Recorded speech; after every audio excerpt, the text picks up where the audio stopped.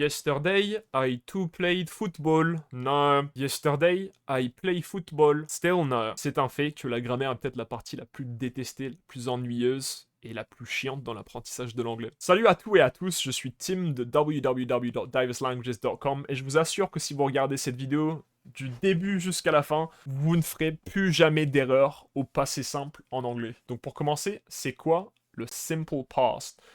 Donc le simple past est le temps du passé le plus simple de la langue anglaise. Ce temps parle d'actions qui se sont déroulées dans le passé et qui sont terminées à l'instant présent. Ce temps du passé se construit à partir de la base verbale auquel on ajoute plus ED. C'est pour ça qu'en cours on voit souvent la formule BV plus ED. Si vous comprenez pas pour l'instant, vous inquiétez pas, on va explorer plus en détail. Donc c'est quoi déjà la base verbale? Donc on sait dans toutes les langues que les verbes se conjuguent. La base verbale, tout simplement, en fait, c'est la partie non conjuguée du verbe. Donc cette partie-là, on la retrouvera souvent avec to devant le verbe, par exemple to play.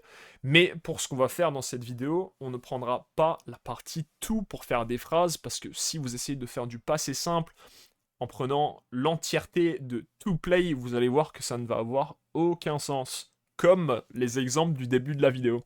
So, example number 1. Yesterday, I played football. Example number 2. Last Monday, I watched Star Wars.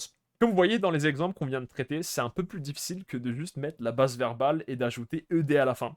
Si vous voulez faire des vraies phrases au passé simple, il vous faudra utiliser des compléments circonstanciels de temps du passé. Mais gardez en tête que vous pouvez utiliser today, par exemple, aujourd'hui, si on parle d'événements qu'on a fait dans la journée, qu'on a fini de faire maintenant.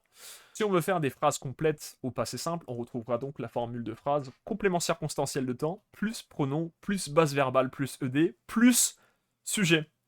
Donc ça, c'est la formule non simplifiée. Si on veut la formule simplifiée, on utilisera donc complément circonstanciel de temps, plus la forme conjuguée au passé du verbe, plus sujet.